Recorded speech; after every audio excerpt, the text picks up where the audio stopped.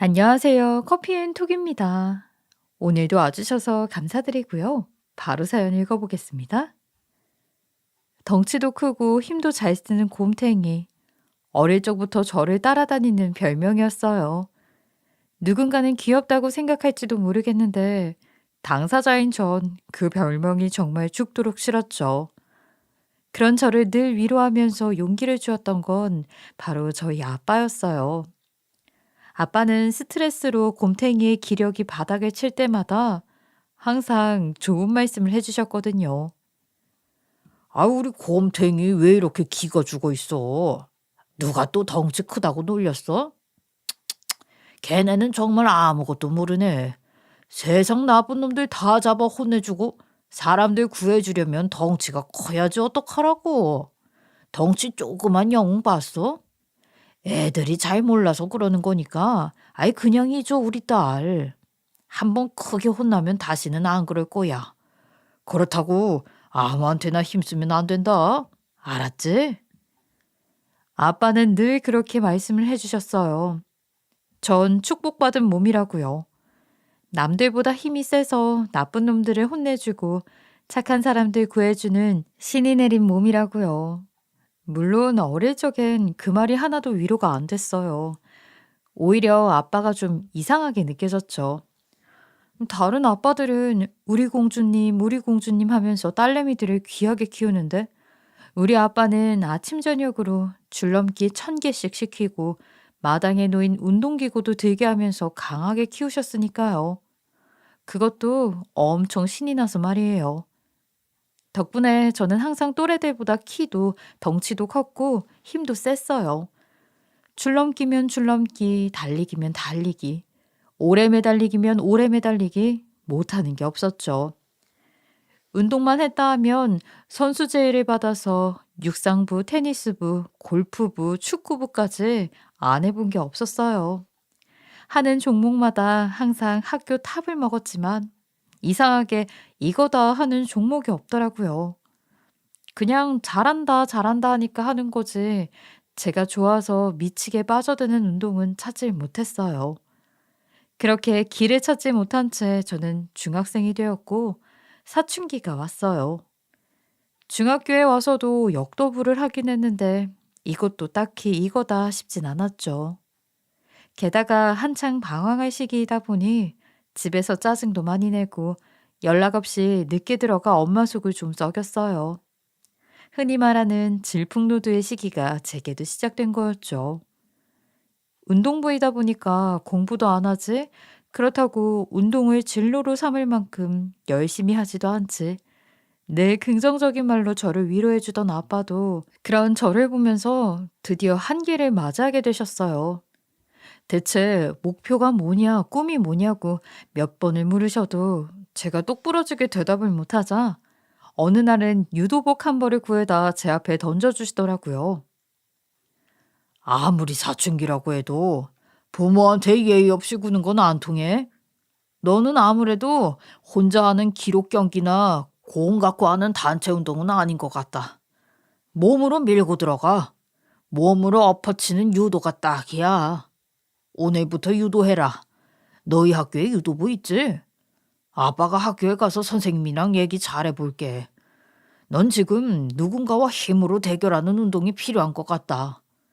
짜릿한 한판 승부로 어른이 한번 되어봐. 내일부터 가서 땀 흘려봐라. 그럼 너도 뭔가 느끼고 배우겠지. 참다 못한 아빠는 단호했고 저는 괜히 어설프게 또 반항하다 큰일 나지 싶어 아빠가 하라는 대로 조용히 따랐어요. 늘 제 편이던 아빠가 처음으로 제게 실망하신 것 같아 기대를 저버리고 싶진 않았죠. 그렇게 저는 또다시 억지로 운동을 시작했어요. 그때 저희 학교 유도부는 지역에서 꽤나 알아줬었는데 시스템이 잘 돼 있어서 국가대표가 된 선배들도 꽤 있었죠. 숙소에서 기숙하면서 새벽부터 야간까지 철저하게 훈련하며 유도인을 양성하는 시스템이라 여기서만 잘 훈련받아도 진로 걱정은 없을 것 같았어요. 그런 걸 다 알아보고 아빠가 권해주신 거였겠죠. 하지만 그때만 해도 저한텐 그런 건 아무 의미가 없었어요. 제가 유도부에 끌린 진짜 이유는 다른 데 있었거든요. 다른 건 몰라도 집을 떠나 숙소에 들어갈 수 있다는 생각에 너무 신나 있었어요. 그래서 아빠 말씀에 못 이기는 척 유도부 활동을 하게 된 거였죠. 엄마, 아빠 잔소리에서 해방되어 친구들과 하루 종일 자유롭게 지내고 수업도 기분만 들어도 됐기에 마다할 이유가 없었어요. 지금 생각하면 제가 참 철이 없었네요. 하지만 그렇게 시작한 유도는 결코 만만한 게 아니었어요. 혼자서 나 스스로를 돌보는 게 쉽지도 않았고 하루 종일 계속되는 훈련도 어지간한 인내심으로는 견디기 힘든 것이었죠. 게다가 국가대표 출신으로 올림픽 출전까지 해본 코치님은 아빠보다 더하게 제 오기를 자극했어요. 그따위로 할 거면 짐 싸. 너 하나 없어도 우리 팀 잘 돌아가. 알았어? 게으르고 목표 없는 애한테 에이스 자리 줄 생각 없다. 가고 싶으면 언제든지 가고 대신 이거 하나만 잘 알아둬. 네가 여길 나가는 순간 넌 너 자신한테 진 거야. 알았어? 하루에도 수십 번씩 그만두고 싶었지만 결국 코치님의 말에 오기가 생겨 다시 하고 정신 차리고 다시 또 하고를 거듭하면서 저는 진짜 유도 선수가 될 수 있었어요. 게다가 그때까지 해왔던 다른 운동에 비해 유도는 짜릿한 맛이 있어서 저를 버틸 수 있게 해주었어요. 바로 한판승이 있으니까요. 처음엔 실력이 되지 않아 감히 엄두도 못 냈었는데 어느 정도 기량이 오르니 한판승으로 친구들을 매칠 수 있게 됐어요. 워낙 타고난 힘이라 상대 선수를 새처럼 날아 바닥으로 고꾸라지게 하는 저만의 기술을 터득할 수 있었죠. 그때부터 제 별명은 곰탱이에서 한판승의 여왕이 되었어요. 그렇게 저는 해를 거듭할수록 유도의 매력에 푹 빠지게 되었어요. 짜릿한 역전 한판승은 제가 유도를 하는 전부가 되었어요. 유도의 맛을 알고 나니 각종 대회를 휩쓸며 유망주로 떠오르는 건 시간 문제였죠. 그리고 드디어 꿈에 그리던 국가대표 마크를 달고 아시안게임 출전을 앞두게 되었어요. 난 네가 이렇게 클 줄 진작부터 알고 있었다. 장하다 내 딸. 아빠가 태극기 휘날리면서 목이 터져라 응원할게. 대한민국의 힘을 보여줘. 하하. 하지만 저보다 10배는 더 흥분한 아빠의 기대에도 불구하고 모두들 금메달 유망주라 꼽는 분위기를 산산조각 내버리고 저는 훈련 중에 뜻하지 않게 부상을 당하고 말았어요. 아시안 게임까지 단 한 걸음을 남겨두고 그만 회복할 수 없는 부상에 무릎을 꿇고 말았죠. 6년 동안 쉬는 날도 없이 하루 종일 훈련을 했고 큰 경기를 앞두고 더 열심히 운동을 하다가 그만 발목에 치명적인 부상을 안게 된 거였어요. 결국 아시안 게임 출전을 포기하고 수술과 재활 치료로 6개월 넘게 고생하면서 회복에 집중했지만 좀처럼 원래 컨디션으로 돌아가지 못했어요. 끔찍한 고통을 이미 수차례 느껴본 터라 발목이 낫는다 해도 다시 강도 높은 훈련과 경기를 하는 게 엄두가 나지 않았던 게 사실이기도 했고요. 병원에서도 가만히만 있어도 욱신대는 발목으로 무리를 하다간 걷는 것조차 힘들 수 있다고 해서 저는 고민 끝에 유도를 접었어요. 이후 저는 유도로 이룬 영광의 순간을 모두 뒤로한 채 유도가 없는 세상에 첫 발을 내디뎌야 했어요. 그렇다고 절망하거나 좌절하진 않았어요. 그동안 제가 만들어낸 엄청난 승리의 순간들이 세포마다 강렬하게 새겨져 있었고 그 희열이 자신감이 되어 제 나머지 삶을 이끌 것이라 믿었으니까요. 어떤 승부에서 이겨본 사람은 어떤 난관에 부딪혀도 살궁리를 찾아낼 용기를 가지는 법이니까요. 이런 제 생각이 아빠에게도 그대로 전해진 걸까요? 운명이 완전히 뒤바뀌는 그 순간에도 아빠는 별다른 위로나 걱정의 말씀 없이 조용히 한마디만 하셨어요. 앞으로 네가 살아야 할 인생이 유도하고 그렇게 다르진 않을 거야. 승부가 필요하면 겨루고 백기를 들어야 하는 상황이면 들어야 하겠지. 한 가지 다른 게 있다면 유도처럼 심판이 승부를 가려주진 않을 거란 거다. 그래서 억울하기도 하고 시원하지 않을 수도 있어.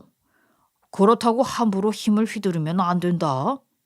세상은 유도 경기장이 아니야. 누군가에게 위협이 될 수 있는 힘은 꼭 필요할 때만 한 번만 쓰는 거다. 그리고 그때는 꼭 간판승으로 승부를 내야 할 거야. 그때만 해도 저는 그 말씀이 무슨 뜻인지 전혀 알지 못했어요. 그냥 힘쓰지 말고 운동한 거 티내지 말고 조용히 살라는 말씀이려니 했죠. 그 일이 생기기 전까지는요. 제 인생의 마지막 한판승이 될 바로 그 일 말이죠. 오랫동안 재활치료를 받은 후 저는 뒤늦게 사이버 대학에서 공부를 해 대학 졸업증을 딸 수 있었어요. 전공은 유도하고 전혀 관계없는 통계학이었죠. 취업을 해야 한다는 생각에 그나마 취업이 잘 된다는 학과를 선택했는데 운동만 하느라 공부를 워낙 안 했던지라 고생 끝에 겨우겨우 졸업장을 딸 수 있었어요. 겨우겨우 딴 졸업장이라도 받아주는 회사가 있어 저는 20대 끝자락에 작은 회사에서 자료 분석하는 업무를 할 수 있었어요. 올림픽 무대 대신 작은 회사에서 하루 종일 데이터와 싸우는 일을 하게 된 거죠. 불과 10년 전만 해도 상상도 할 수 없는 저의 모습이었지만 워낙 어떤 곳에서도 최고의 에너지를 내야 하는 운동을 했었다 보니 그럭저럭 적응을 해나가기 시작했어요. 남냄새 나는 운동복 대신 예쁜 블라우스를 입고 옅게나마 화장도 하면서요. 오랫동안 매일 강도 높게 하던 운동을 하다 하지 않으니 근육이 조금 빠지긴 했어도 여전히 우락부락한 곰탱이처럼 보여 속상했는데 의외로 그런 저한테도 관심을 보이는 남자가 있더라고요. 참 취향도 독특한 그 남자는 바로 제 남편이었죠. 저 기획팀이시죠? 지난번에 워크숍 때 뵀어요. 그때 서로 인사도 못한 것 같아서 아쉬웠는데 이렇게 또 만나네요. 오늘 회식 오기를 정말 잘했어요. 하마터면 인사할 기회를 또 놓칠 뻔했네요. 남편과 저는 같은 회사에서 다니며 알게 됐어요. 부서는 달랐지만 남편의 이성 취향이 좀 특이해서 인연이 된 케이스인데요. 정말 진심으로 절 쫓아다니면서 애정 공세를 펼쳤어요. 남편의 이상형이 씩씩한 여자였거든요. 나중에 알고 보니 남편은 제가 평소에도 남자 직원들의 도움을 안 받고 무거운 것도 척척 잘 나르는 데다가 워크숍에서도 밤늦게까지 행사 준비하고 직원들 케어하는 거 보고 관심이 생겼다고 하더라고요. 평소 씩씩한 여자를 보면 존경심이 들고 굉장히 멋지게 느껴졌다는 남편은 어떻게 해서든 제 눈에 들려고 저희 팀이 참여하는 행사에는 어떤 식으로든 끼려고 노력했었대요. 저는 정말 몰랐지만요. 그렇게 저에게 접근해온 남편이 결정적으로 저를 인생의 짝으로 생각한 계기가 있었는데 그건 바로 저의 강력한 매치기 장면을 목격한 후였어요. 사실 유도를 그만두고 평범한 회사원의 삶을 살기로 한 저는 한동안 유도할 때 받은 상패도 다 박스에 넣어두고 유도를 했던 사실조차 잊고 살려고 했었는데요. 어느 날 저도 모르게 몸에 배어있던 기술이 나오는 바람에 유도 실력을 남편에게 들키고 말았죠. 일이 일어난 건 남편과 처음 통성명을 나눈 그 회식 날이었는데요. 같은 팀 여직원이 취해서 택시를 잡아주려고 부축하고 나섰는데 워낙 늦은 시간이라 택시를 기다리던 또 다른 취객이 있었고 시비가 붙고 말았어요. 택시를 내가 먼저 잡았는데 새치기를 했네. 아가씨들이 이 늦은 시간에 싸돌아다니면 호랑이가 물어가네. 뭐 어쩌네. 젊은 남자들이 잔뜩 취해서 자꾸 시비를 걸더라고요. 무시하고 그냥 택시를 태워 보내려는데 그만 동료가 너무 취해서 길에 주저앉아 버리고 말았어요. 혼자서 끙끙대는 저를 보면서 취객들은 가까이 다가와 참견을 하더라고요. 그리고 대놓고 이상한 말들을 해대기 시작했죠. 한 잔 더 하면 깰 거라는 둥, 쉬었다 가자는 둥 헛소리를 해댔어요. 거기까지만 했어도 아무 일 없었을 텐데 제가 대꾸가 없자 한 남자가 제 어깨에 손을 올리면서 일이 벌어지고 말았어요. 그때까지 참을 만큼 참은 저는 더 이상은 한계라고 판단하고 어깨 위에 놓인 남자의 팔을 세차게 꺾으며 자리에서 일어섰어요. 팔이 꺾인 남자는 아프다며 난리 법석을 떨었고 급기야 화가 나서 마치 치겠다는 듯이 손을 올리더라고요. 저는 본능적으로 그 손을 잡아채 바로 몸을 돌려 길바닥에 시원하게 업어치기를 해버렸습니다. 그런 저를 보며 또 다른 남자는 놀라서 당황하다 뒤에서 허리를 꿰어놔 버렸는데요. 망설일 것도 없이 순간적으로 허리채기로 고꾸라뜨렸어요.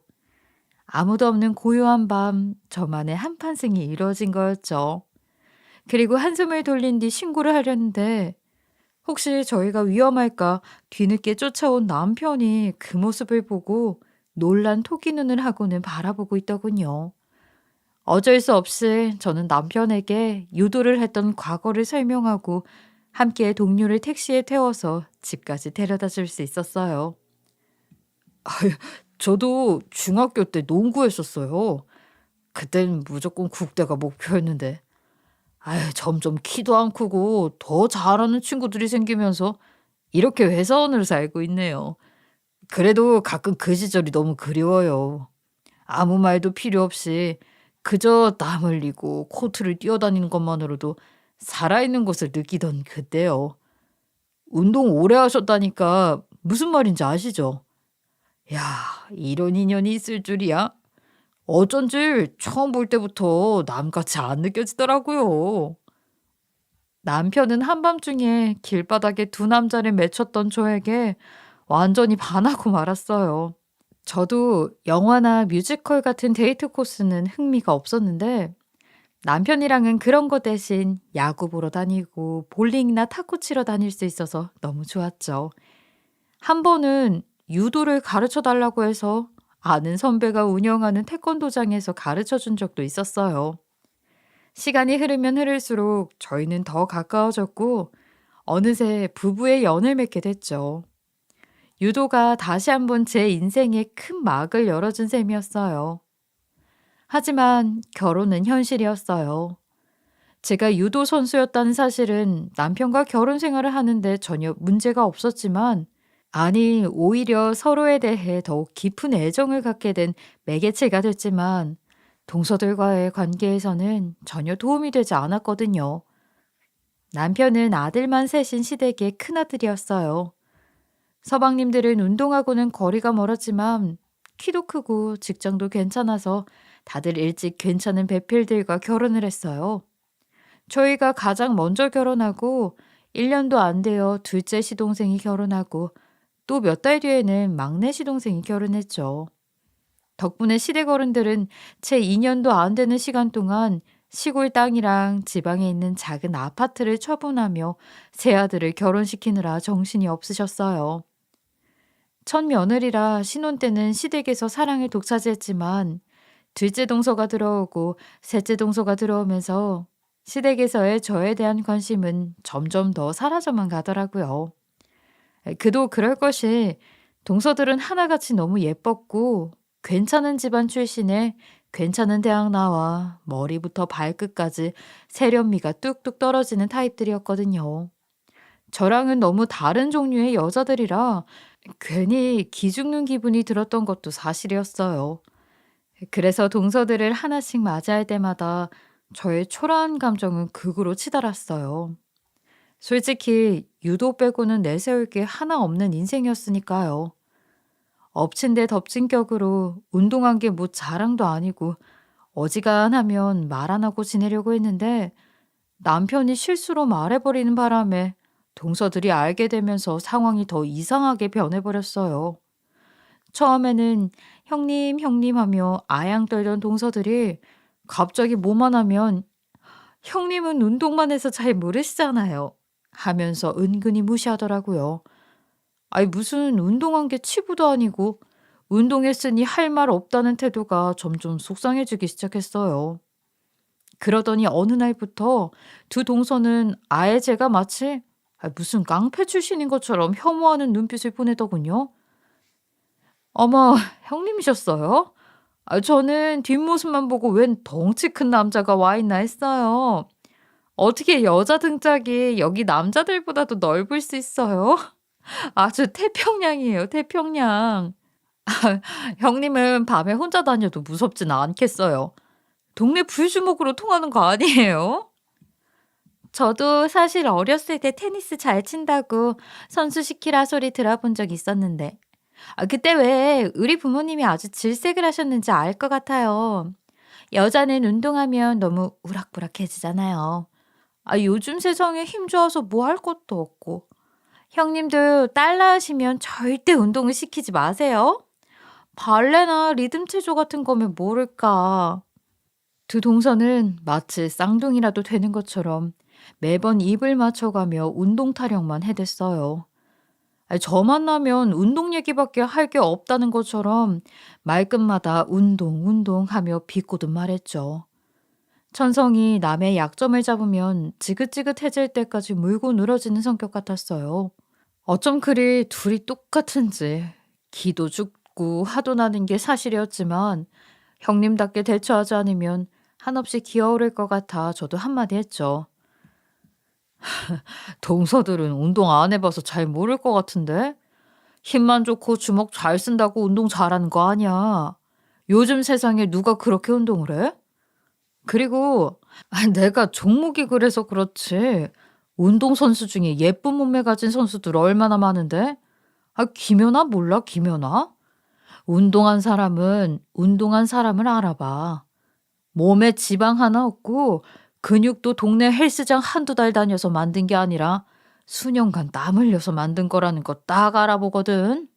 그래서 선수들끼리는 서로 리스펙하고 그래. 그러니까 이제 운동 얘기, 덩치 얘기 좀 그만했으면 좋겠어. 그리고 나 딸 낳으면 걔가 하고 싶은 거 다 하게 해줄 거야. 그게 운동이라고 해도 말이야. 곰처럼 가만히만 있던 제가 조목조목 할 말을 이어가자 동서들은 좀 놀란 눈치더라고요. 덕분에 한동안은 운동에 운자도 떼지 않은 채 얌전한 두 동서를 만나볼 수 있었어요. 막상 그렇게 나오니 좀 미안하기도 했고 윗사람으로서 너무 아량이 부족했나 싶기도 해 저는 요리를 배우러 다니기 시작했어요. 사실 동서들이 그간 한 말 중에 마음이 쓰였던 게 있었는데요. 다른 집 형님들은 큰며느리 수업을 받고 시집 와서 요리도 잘하고 명절에 음식도 다 해온다는 이야기였죠. 요리 솜씨가 없어도 너무 없던 저는 이번 기회에 제대로 형님 노릇을 해보자 결심하고 큰맘 먹고 요리 연구가가 운영하는 소규모 클래스를 등록했는데요. 수강료가 너무 비싸서 놀랐지만 이것도 나름 형님 훈련이다. 슬기로운 시집 생활을 위한 공부와 투자다 생각하고 아까워하지 않기로 했죠.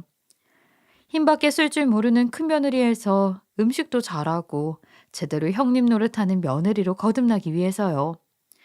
특히 수업 시간에 요리 연구가님이 해주신 말씀에 큰 감명을 받아 더 열심히 요리 공부에 빠져들게 되었어요. 여자한테 결혼이란 게 그래요. 살림도 잘해야 돼.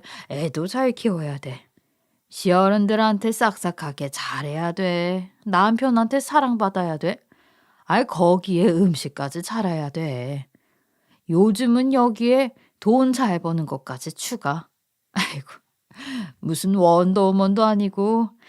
갑자기 이렇게 다 잘하라면 미치지 않을 여자가 어디 있겠어요.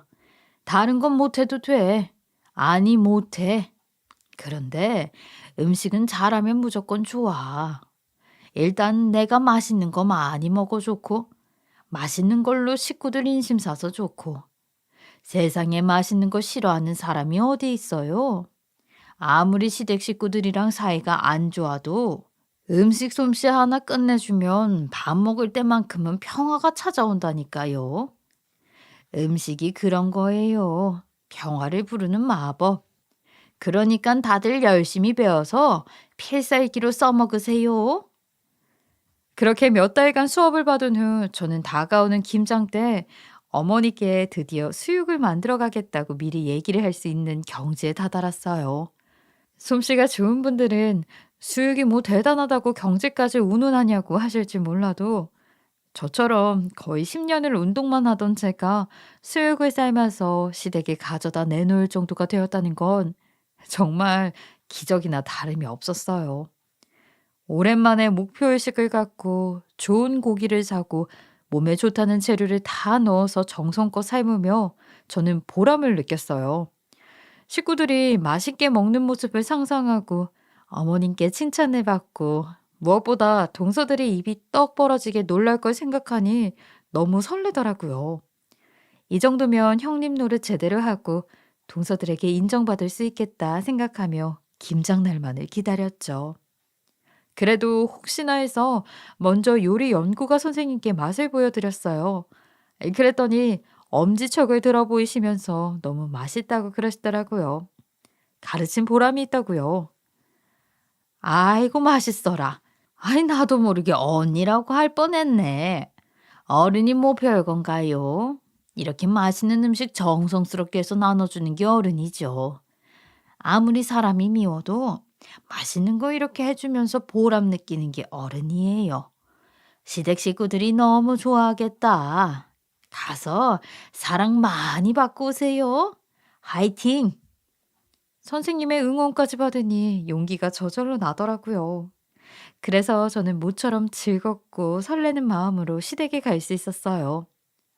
하지만 드디어 다가온 김장날, 저는 어른이 되기를 포기하고 말았죠. 김장 담그는 날 시댁에 모인 동서들에게 저는 어른답게 먼저 웃으며 인사했어요. 그랬는데 동서들은 여전히 뭐가 그렇게 못마땅한지 껄끄럽게 인사를 받더라고요. 그러거나 말거나 맛있는 수육을 먹으면 좀 달라지겠지 싶었는데 문제는 김장을 어느 정도 담그고 드디어 제가 만든 수육을 내놓으면서부터 벌어졌어요. 작정을 한 마녀들이 오랫동안 준비해 온 춤을 추기 시작하더라고요. 어머나, 이거 진짜 네가 만든 거니? 아니 나보다 솜씨가 더 낫다 얘. 어쩜 이렇게 야들야들하고 입에서 살살 녹니 그래? 냄새도 향긋하고 아이 도대체 뭘 넣은 거야? 대단하네 우리 큰며느리. 어머니는 한 입 드셔보시더니 칭찬 일색이셨어요. 뭘 넣고 삶았냐, 고기는 어디서 샀냐 계속 물으시면서 신기해하더라고요. 큰며느리인데 할 줄 아는 게 없어서 김장할 때 무거운 배추랑 김치통이나 나르던 장사가 요리사로 변신해 인정받는 순간이었어요. 그런데 동서들 반응은 어머니와 너무 다르더군요. 고기 냄새 나서 싫다, 다이어트 중이다. 이 핑계에 저 핑계를 대면서 둘 다 입에도 안 대면서 끝끝내 제 성의를 무시하더라고요. 마치 둘이 미리 짝이라도 한 듯 어머니가 한사코 권하셔도 끝까지 안 먹으려는 강경한 태도를 취했는데요. 제가 민망할까봐 보다 못한 어머니가 갓 담근 배추김치에 수육을 싸서 억지로 두 동서의 입에 넣어주시고 말았어요. 그것도 참 말도 안 되는 상황이었는데 다음은 더 가관이었어요.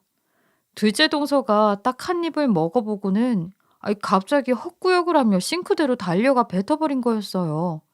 그걸 보고 있던 막내 동서도 입안 가득 보쌈을 문 채로 이러지도 저러지도 못하고 있다가 화장실로 달려가 변기에 토하고 말더군요. 참나. 입맛이 아무리 다르다지만 다들 맛있다는데 왜 그렇게 못 깨어내서 난리인 건지. 그리고 맛이 없었더라도 손이동서가 해온 음식이면 지들이 위아래 구분 정도는 할 줄 아는 것들이라면 그냥 먹었어야 되는 거 아닌가요? 맛있다는 칭찬을 바라지도 않았지만 그 자리에서 못 먹겠다며 뱉어버릴 줄이야. 기가 막힌 상황이었죠. 아, 어머니는 제가 돼지고기 냄새 나서 안 먹는다고 그랬잖아요. 냄새가 너무 나서. 죄송해요, 형님. 나름 열심히 하신 걸 텐데. 제가 고기 취향이 아니라. 그런데 뭘 넣으셨는지, 냄새가 좀 많이 나긴 하네요. 그렇지, 동서. 네. 제가 요즘 다이어트 한다고 고기를 안 먹어서 그런지 냄새가 역하네요. 정말 죄송해요. 그런데요, 어머니, 김장은 정말 맛있어요. 역시 어머니 솜씨는 짱짱짱. 두 마녀의 짓거리를 보고 있자니 속에서 불이 났지만 어른스럽게 행동하기 위해 저는 참고 또 참았어요. 그런데 어머니가 저보다 더 당황하셔서 어쩔 줄을 모르시더라고요. 적어도 어머니가 주신 보쌈을 뱉지 말았어야죠. 아무리 그 보쌈 속에 수육을 삶아온 손이동서가 거지 같아도 말이에요. 혼자 화를 삭히고 있던 그때 제 심적인 상태를 미처 간파하지 못한 두 동서가 갑자기 둘이서 문자질을 해대기 시작했어요. 대놓고 못할 말을 둘이서 문자로 하고 있는 게 뻔히 보였지만 어머니가 아실까봐 모른 척했죠. 그런데 막내 동서가 몇 번의 문자를 주고받더니 빵 터지고 말더라고요. 갑자기 크게 웃으니까 모두들 막내 동서를 쳐다볼 수밖에 없었어요. 응? 아이, 갑자기 쟤가 왜 저래? 왜? 웃긴 얘기라도 들었니? 아이, 무슨 얘긴데? 어디 나도 좀 보자꾸나. 아이, 나도 좀 보여줘. 아이고, 그러시는지 모르고 그러시는지 어머니는 막내 동서에게 다가가 핸드폰을 뺏어 들으셨고 갑작스러운 어머니 행동에 놀란 막내 동서는 도로 뺏지도 못하고 안절부절 못하며 둘째 동서의 눈치를 보고 있었어요. 둘째 동서는 막내에게 눈을 부라리며 그 문자의 내용이 심상치 않음을 보여줬죠. 아니나 다를까 돋보기까지 가져오라며 문자를 읽으신 시어머니는 대노하시고 말았어요. 아이, 뭐? 곰탱이가 돼지 잡아서 삶아온 걸 어떻게 먹어? 힘이나 쓰지. 요리는 왜 한다고 난리냐고?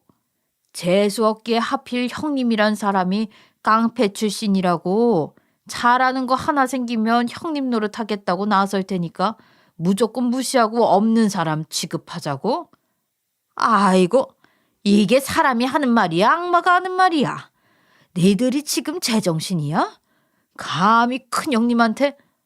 아이고, 아이고. 어머니는 너무 놀라 그 자리에 털썩 쓰러지셨고 다행히 제가 옆에서 받쳐드린 덕에 바닥에 쓰러지는 일을 막을 수 있었어요. 동서들 말대로 힘 하나는 잘 쓰는데 힘이나 쓸걸. 뭐하러 요리는 해서 이 사달이 났나 싶더라고요. 그렇게 어머니를 조용히 소파에 앉혀드리고 저는 평생 잊지 못할 제 마지막 경기를 펼쳤어요.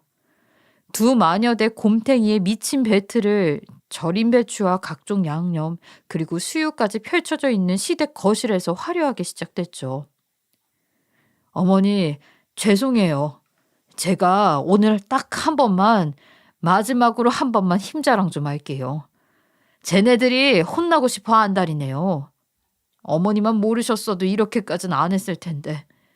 여기까지 왔으니 저 한 번만 봐주세요. 그럼 시작할게요.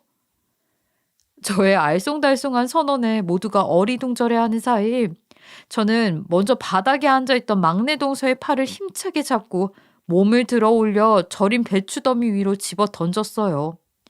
깨끗한 업어치기 한판승이었죠. 상대가 다이어트 중이라 가벼워서 그런지 더 시원하게 날아서 고꾸라지더라고요. 정말 통쾌했어요. 그리고 다음 차례 절인 배추 위에서 고꾸라져 억소리도 못 내고 번데기 같은 얼굴을 하고 있는 막내 동서를 보면서 둘째 동서는 얼굴이 파랗게 변해가기 시작했어요. 그러거나 말거나 저는 다시 한번 경기의 재개를 알리며 둘째 동서의 오금을 저리게 했죠. 어머니, 놀라셨죠? 이번엔 다음 마녀 차례예요. 아래 동서 주제. 감히 형님을 무시하고 능욕하면 어떻게 혼나는지 한 번만 확실히 보여주고 끝낼게요. 잠깐이면 되니까 놀라지 마세요. 그렇게 어머니를 진정시키고 저는 둘째 동서에게 다가갔어요. 동서는 이미 혼비백산이 되어 뒷걸음질 치고 있었죠. 그런 동서의 어깨를 잡은 저는 빠르게 허벅다리 안쪽으로 다리를 걸어 한순간에 바닥으로 맺혔어요. 옆에 있는 김치통이 엎어져 동서의 머리가 난장판이 됐지만 아랑곳하지 않고 저는 동서의 팔을 뒤로 돌려서 누르기에 들어갔죠. 동서, 나 운동 잘하지? 올림픽 무대에서나 볼 수 있는 세계적인 기술이 오늘 여기서 다 나오네. 덕분에 몸도 풀고 좋았어? 그런데 말이야, 동서. 왜 운동한 게 무시당해야 할 일인 거야? 새파랗게 어린 동서들한테 깡패 취급당할 정도로 운동이 무식한 거야? 그럼 사람이 앞에 뻔히 있는데 문자질 해가며 대놓고 욕하는 건 깡패 짓이 아닌 거야? 나 정말 몰라서 그래. 대답 좀 해줄래? 하지만 동서는 대답을 할 수 없었어요. 제 누르기는 너무나 치명적이어서 어떤 소리도 낼 수 없었거든요. 지금까지 제 누르기에 백기를 들지 않은 상대가 없었을 정도로요. 그 모습을 본 막내 동서가 정신을 차리고 제 앞에 무릎을 꿇으며 싹싹 빌더라고요. 형님, 제가 잘못했어요. 저희가 잘못했어요. 그러다가 둘째 형님 숨도 못 쉬겠어요. 제발 놔주세요. 네? 저희가 다신 안 그럴게요, 형님. 동서가 눈물까지 흘리며 싹싹 빌자 저는 그제야 둘째 동서의 팔을 놔주었어요. 얼마나 놀랐는지 동서는 바지에 실례까지 했더라고요. 심했다면 심했을 수도 있는 상황이었지만 어머니도 두 동서가 괘씸한지 가만히 보고만 계셨고 둘째 동서도 결국 정신을 차리고 일어나 잘못했다고 빌어서 상황은 그럭저럭 마무리가 됐어요. 형님, 죄송해요. 제가 생각이 짧았어요. 여기 있는 거 저희가 다 치우고 만들어 오신 수육도 가져가서 잘 먹을게요. 다시는 버릇없게 안 굴게요. 죄송해요. 한 번만 봐주세요, 형님. 매치기 한 판에 찍소리도 못할 거면서 두 동서는 왜 운동한 형님을 그토록 밟아뭉갰던 걸까요? 10년 동안 새벽부터 일어나 갈고 닦은 한계를 넘어 이룬 제 몸을 왜 그렇게 비웃었을까요? 왜 그랬는지는 모르겠지만 이제 다시는 그 이유가 궁금하지 않을 만큼 동서들은 아주 겸손해졌답니다. 명절이나 가족 모임에서 만날 때면 그렇게 조용하고 저한테 예의 바를 수가 없어요. 덕분에 저도 다시는 매치기를 할 일이 없게 됐죠. 사실 동서들이 저의 매치기로 소송을 걸거나 경찰에 신고를 한다고 하면 어쩌나 걱정도 했었어요. 워낙 속을 모르고 자기들끼리 속닥속닥거리니 둘이 무슨 계획을 세울지 모르겠더라고요. 그런데 제 생각과는 달리 동서들은 제 앞에선 꿀먹은 벙어리처럼 고개를 확 숙이더라고요. 왜 그런 말이 있잖아요. 가끔 법보다 주먹이 더 무서울 때가 있다고. 그런 비슷한 상황을 경험한 것 같아요. 그리고 저의 매치기뿐만 아니라 시동생들과 시부모님의 단호한 꾸중을 듣고 더 이상 까불지 못하는 것 같았어요. 요샌 둘째 동서와 셋째 동서도 사이가 그닥 좋아 보이진 않은 것 같더라고요.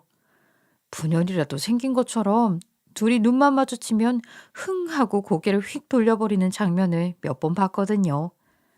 뭐 때문에 분열이 났는지는 모르겠지만 저는 그 둘 사이에 끼지 않을 생각이랍니다. 지금 생각해보면 아빠가 늘 하셨던 말이 맞았어요. 함부로 힘쓰지 마라. 하지만 운동하는 걸 부끄러워할 필요도 없어. 어차피 운동은 나 자신과의 싸움이다. 외롭고 힘들지만 자신과 싸워서 이길 수 있는 사람이 진정한 인생의 승자야. 박수 받으며 이기는 것도 물론 기쁘지만 내가 진짜 나를 이겼을 때 그 여우는 평생 갈 거다. 딱 한 번만, 딱 한 번만 한판 승으로 이기면 돼. 잊지 마라 우리 딸. 공주처럼 자란 두 동서와는 너무 다른 어린 시절을 보냈지만 그렇다고 부러워하거나 후회하지는 않아요. 그저 다른 사람과 조금 다른 과거가 있을 뿐 그 자부심으로 앞으로도 시댁에서 큰 며느리로 큰 형님으로 곰탱이처럼 강하게 살아남으려고요. 제 이야기는 여기가 끝이에요. 제 길고 어이없는 이야기를 끝까지 들어주셔서 정말 감사합니다. 모두들 파이팅 하시고 인생 한판승의 주인공이 되시길 바라겠습니다. 지금까지 커피앤톡이었습니다. 오늘도 끝까지 함께 해주셔서 감사하고요. 다음 영상으로 또 찾아뵙겠습니다.